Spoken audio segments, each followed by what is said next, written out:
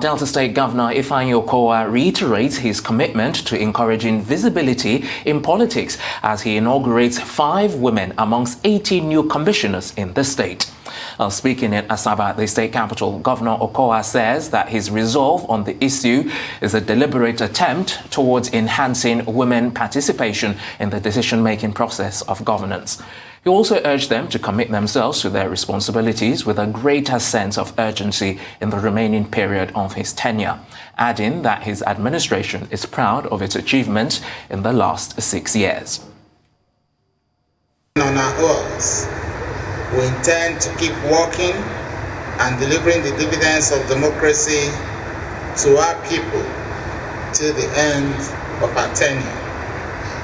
It is our desire to complete all the projects we have started, and by the grace of God, we shall do our utmost best to make that a reality. Hence, I charge you to guide against complacency and hit the ground running. Secondly, be innovative and shun the routine.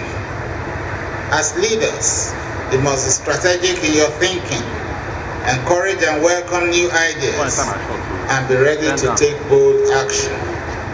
Yes, this administration has barely 2 years to go, but it's also sufficient time to touch the lives of many people through innovative policies and programs targeted at their needs and aspirations.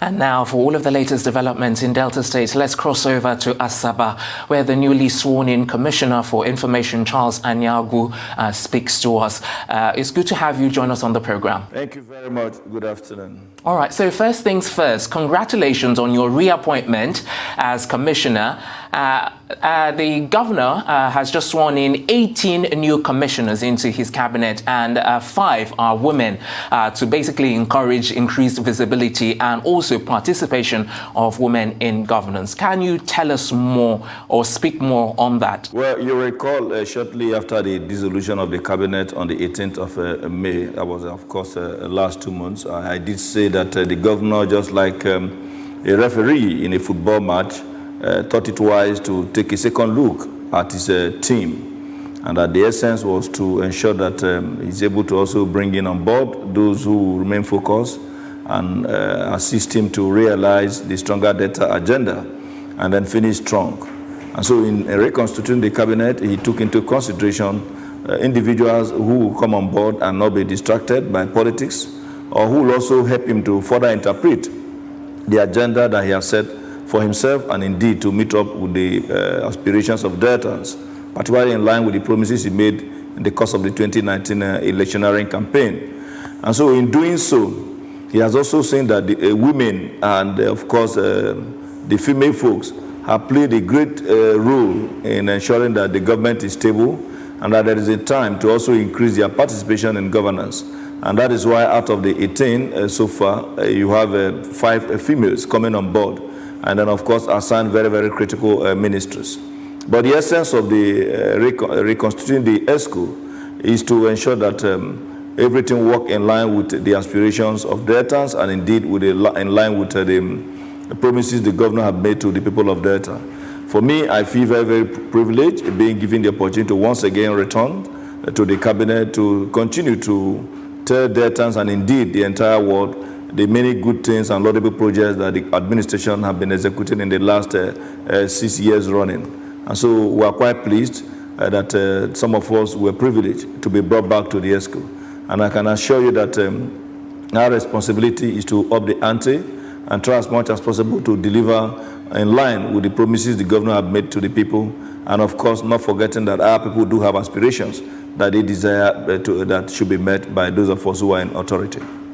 You're right, Commissioner. It's good to abide by electoral promises because the people are watching. But I'm sure people would like to know what was the criteria used in selecting these women in his current cabinet, and will that ensure productivity in the long run, you think?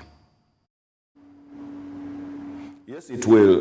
The criteria is that you recall shortly after that dissolution, the governor made it very, very clear that there seemed to be some form of distractions. Some individuals who are very much interested in the 2023 general elections, are already consulting, and as such, their focus on the goals of the administration is being disturbed by that ambition. And that he believes that individuals are very, very free, particularly in a democratic setting, to pursue their own ambitions. But it will not be fair for that ambition to also thwart the agenda that he has set for himself, and indeed, in line, of course, in line with the promises he has made in the course of the 2019 electionary campaign, like I mentioned earlier. And so there are a number of those. Yes, they were quite hardworking in the course of the previous ESCO, but because certain forces are already distracting them, particularly the issue of the 2023 general elections, the governor felt that there is a need to excuse them so that they can concentrate on that their desire, which of course is not out of place. But beyond that, there are also certain communities or local governments where the governor feels that there is a need to also have a change, to bring in individuals that can further drive the agenda better, while in some other instances, the desire to ensure that some persons further or possibly are in a better position to understand what he wants to achieve, and they are going to be also in a much more stronger footing to delivering these promises which he has made. Because if you talk about stronger data, it means that the institutions need to be strengthened. It means that those promises that have to do with the building of more infrastructure, upgrading the institutions, also need to be pursued very, very vigorously. And so it became very, very necessary to bring in new persons on board, particularly the women who have played very, very critical role during elections. They have supported the government. They have ensured that we have even a much more peaceful society via the different counseling of their wards in their different communities. And so leaving them out will not be in the best interest of democracy and will not serve our state better. And so that's why you now have more women coming on board, and we are pleased that that is the situation.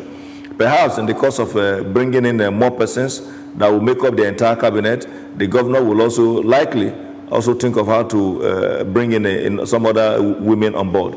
But in all, we are quite convinced that the number of persons that have been brought on board clearly understands the direction of the governor. And in the course of the inauguration 2 days ago, the governor also made it very, very clear that it's important for everyone that have been so chosen to serve in this cabinet to hit the ground running. He asked them that it's important. They asked all of us to ensure that we take decisions no matter how hard, but with a human face, and believing that that hard decision, no matter what it looks like, should be able to serve the interest of the people and not the personal interest of those of us who have been privileged to be chosen as members of the State Executive Council. And so I'm quite convinced that coming back, we'll be able to perhaps redefine our focus for those of us who were privileged to be in the dissolved ESCO. And then for those who are coming on board, I'm also quite convinced that they clearly understand the direction of the governor, having also been in the state in the past 6 years, to understand that the administration have done so well in upgrading institutions, in ensuring that a number of our youths are gainfully employed through different job creation platforms, and of course the peace that exists in the state. All these are areas where we expect that every member of the new ESCO will strive to ensure that the governor finishes strong. And I don't have any iota of doubt that those of us who have been brought back and those who are joining us new will walk along this line, all with a view to ensuring that the governor finishes strong, and of course that the vision of a stronger data is realized. Now, just before we move on to other topics, I still want to hone in on the 5 women that have been selected to be in cabinet. This is the first time it's happening in the history of Delta. What sort of impact do you think this is likely to have in the state and with the residents? Well, if you notice, beyond even the issue of women, we also have quite a number of persons that could be qualified as youths. The governor have always believed that you need to have a much more inclusive governance structure, because when you have women who contribute almost as much as 50% in terms of the voting population, and who also, when it comes to every political gathering and decision, contribute also largely to making much more quality a decision, you discover that you will not be helping the state, neither would you be advancing the cause of democracy, leaving this very, very vital element of the society out of governance. So you do know, of course, that the women are even asking for 50%. For me, that is not out of place. So, but that the governor has gone ahead to increase the number of women means that we are now having a much more inclusive governance structure. It means that the women will now also bring in their feminine understanding of a lot of issues to bear in decision making.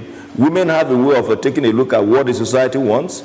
They are the ones who have been able to perhaps bring up our children. They understand a whole lot of issues when it comes to the welfare of the people. So bringing them on board into the cabinet means that they will not be in a position to also bring in that whole level of experience that they have in dealing with societal issues. And so we are quite convinced that beyond the issues of women empowerment, the bringing on board of more number of women into the cabinet also means that the government will be much more focused. The government will have opportunity of taking a look at those issues that not only affect women, but also affects youth, and of course also affects children. Not also forgetting their role in taking care of elders. Of course, they are our wives, they are our mothers, even as they are also our daughters. So when women come on board, just to serve at the same time with men, it gives us the opportunity of having all facets of human society, because they just have that feminine touch that they bring to bear in a whole lot of decisions. And so we are quite pleased that the governor has deemed it fit to bring in these women on board. And we are quite convinced